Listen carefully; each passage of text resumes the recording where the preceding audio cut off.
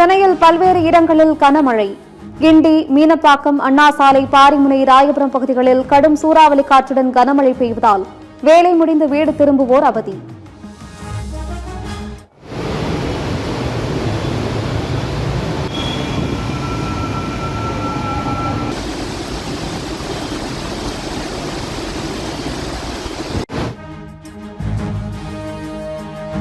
திருவள்ளூர் மாவட்டம் பொன்னேரியில் திடீரென வெளுத்து வாங்கிய கனமழை.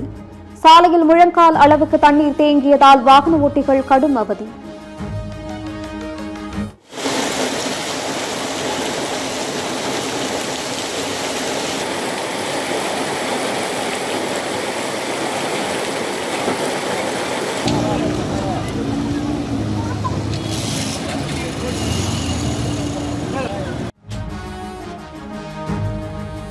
தேர்தல் வழக்குகள் முடியும் வரை திருச்சி கிழக்கு, கரூர், விராலிமலை, பெருந்துறை, அம்பாசமுத்திரம் ஆகிய தொகுதிகளுக்கு இடைத்தேர்தல் அறிவிக்கும் திட்டம் இல்லை.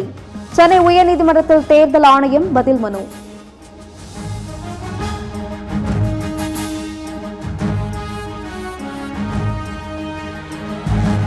சட்டப்பேரவையில் 3 முக்கிய அறிவிப்புகளை வெளியிட்டார் முதலமைச்சர் விஜய்.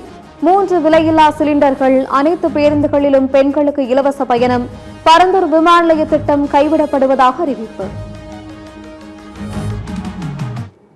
அன்னபூர்ணி சூப்பர் 6 திட்டத்தில் ஆண்டிற்கு 3 விலையில்லா எரிவாயு சிலிண்டர்கள் வழங்கப்படும். ஏற்கனவே நான் உறுதி அளித்தவாறு பரந்தூரில் புதிய விமான நிலையம் அமைக்க மேற்கொண்ட நடவடிக்கைகள் இந்த அரசால் கைவிடப்படும்.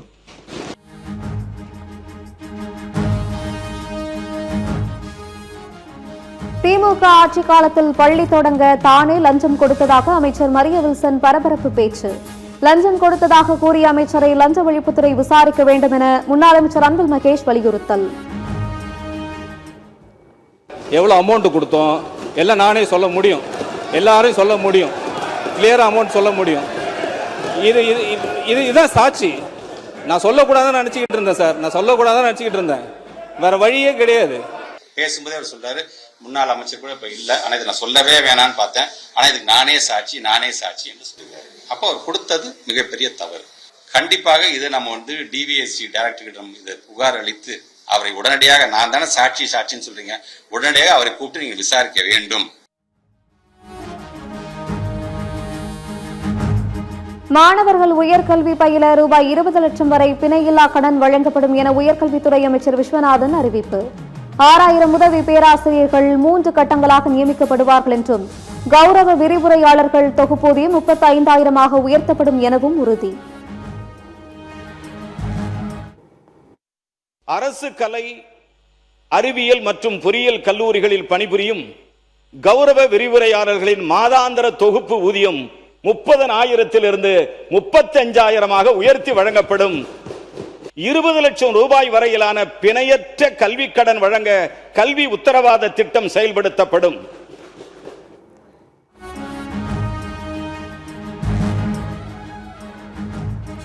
இனி பள்ளிகளில் ஒவ்வொரு நாளும் ஓடி விளையாடு PT பாடப்பிரிவு என்ற திட்டம் செயல்படுத்தப்படும். மாணவர்களின் புத்தக சுமையை குறைக்க இனி மாதத்தில் ஒரு நாள் நோ பேக் டே திட்டம் கொண்டு வரப்படும் என அமைச்சர் ராஜ்மோகன் அறிவிப்பு.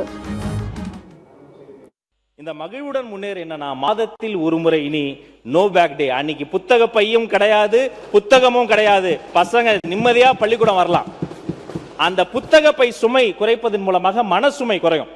அவர்களுக்கு கலை, அவர்களுக்கு நுண்கலை, அவர்களுக்கு இன்னும் பல்வேறு விஷயங்கள், அவர்களுக்கு வாழ்க்கை கல்வி அங்க சொல்லி தரப்படும்.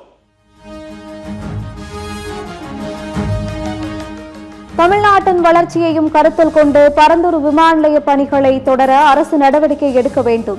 பரந்தூர் விமான நிலைய திட்டத்தை ரத்து செய்திருக்கும் சோஃபா மாடல் அரசுக்கு எதிர்க்கட்சித் தலைவர் உதயநிதி கடும் கண்டனம்.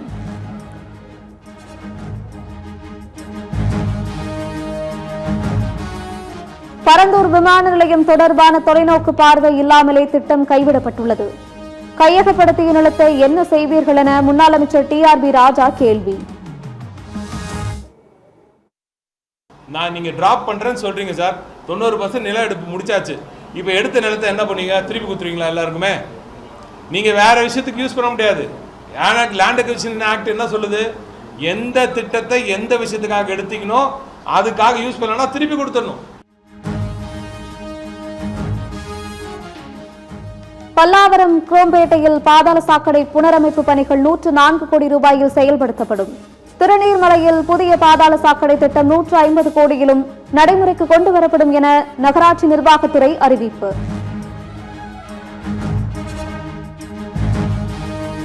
சென்னை மஞ்சம்பாக்கத்தில் மின்கம்பங்கள் உடைந்து உயிருக்கு உலை வைக்கும் விதமாக இருந்த மின்கம்பிகள் சத்தியம் செய்து எதிரொலியாக புதிய மின்கம்பம் அமைக்கப்பட்டதால் மக்கள் நிம்மதி பெருமூச்சு. புதுச்சேரியில் அரசு மற்றும் அரசு உதவி பெறும் பள்ளிகளில் 9ஆம் வகுப்பு முதல் மாணவர்களுக்கு கையடக்க கணினி வழங்கப்படும். புதுச்சேரியில் பிறக்கும் அனைத்து குழந்தைகளுக்கும் 3000 ரூபாய் மதிப்புள்ள பரிசு தொகுப்பு வழங்கப்படும் என புதுச்சேரி முதல்வர் ரங்கசாமி அறிவிப்பு. புதுச்சேரியில் அரசு மற்றும் அரசு உதவி பெறும் உயர்கல்வி நிறுவனங்களில் பயிலும் அனைத்து மாணவர்களுக்கும் இலவச போக்குவரத்து வசதி. 2026-2027 ஆண்டிற்கான பட்ஜெட்டில் முதலமைச்சர் ரங்கசாமி அறிவிப்பு.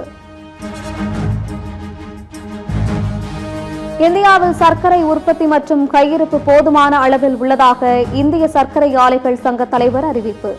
வானிலை மாற்றம், கரும்பு விளைச்சல் குறைவே தட்டுப்பாடுக்கு காரணம் என தகவல்.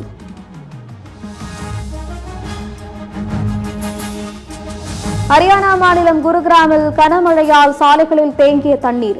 ஆமை வேகத்தில் வாகனங்கள் நகர்வதால் வாகன ஓட்டிகள் கடும் அவதி.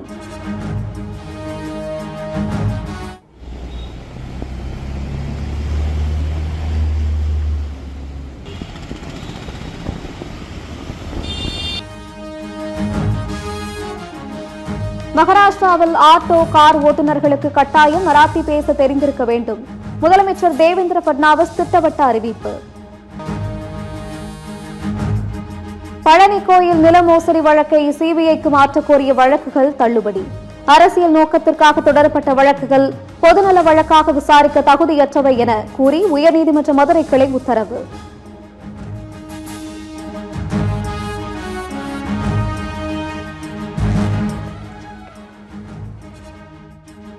தாய்லாந்து நாட்டில் இருந்து சென்னைக்கு கடத்தி வரப்பட்ட 14.5 கோடி ரூபாய் மதிப்புடைய உயரக கஞ்சா போதைப் பொருள் பறிமுதல். வட மாநிலத்தைச் சேர்ந்த பெண் பயணியிடம் சென்னை விமான நிலைய சுங்க அதிகாரிகள் விசாரணை. தமிழ் திரைப்படத்துறையில் அறிவிக்கப்பட்டுள்ள வேலை நிறுத்த முடிவை மறுபரிசீலனை செய்ய வேண்டும். படப்பிடிப்பு பணிகள் நிறுத்தினால் ஆயிரக்கணக்கான திரைப்பட தொழிலாளர்கள் பாதிக்கப்படுவார்கள் என பெப்சி தலைவர் RK செல்வமணி பேட்டி. ரஷ்ய தலைநகர் மாஸ்கோவில் புட்டின், இந்திய வெளியுறவுத்துறை அமைச்சர் ஜெய்சங்கர் சந்திப்பு. இரு நாடுகள் இடையேயான ஒப்பந்தம், பொருளாதார மேம்பாடு, பிரிக்ஸ் மாநாடு குறித்து விரிவாக ஆலோசனை.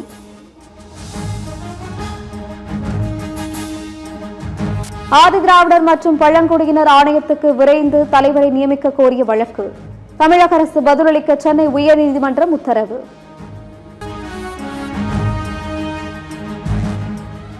செப்டம்பர் 5ஆம் தேதி டெல்லி இந்தியா கேட் பகுதியில் இருந்து பேரணி தொடங்கவிருப்பதாக கரப்பான்பூச்சி ஜனதா கட்சி தகவல். ஜூலை 25ஆம் தேதி அரசு அளித்த வாக்குறுதிகளை நிறைவேற்ற தவறிவிட்டதாக கரப்பான்பூச்சி ஜனதா கட்சி குற்றச்சாட்டு. ஜம்மு காஷ்மீரின் தோடா மாவட்டத்தில் ஓடும் செனாப் ஆற்றில் தவறி விழுந்த இளைஞர். மாநில பேரிடர் மீட்புக் குழு விரைந்து சென்று பத்திரமாக மீட்பு.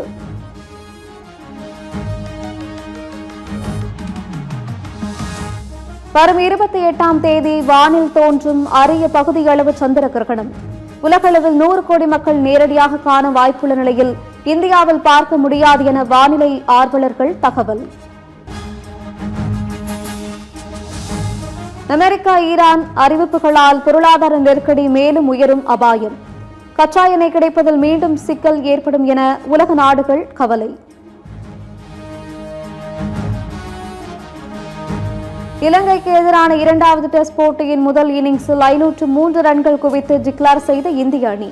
முதல் இன்னிங்ஸின் தொடக்கத்திலேயே 2 விக்கெட்டுகளை பறிகொடுத்து இலங்கை அணி தடுமாற்றம். வெளிநாடுகளில் அதிக ரன்கள் எடுத்த விக்கெட் கீப்பர். முன்னாள் கேப்டன் தோனியின் சாதனையை முறியடித்தார் ரிஷப் பண்ட்.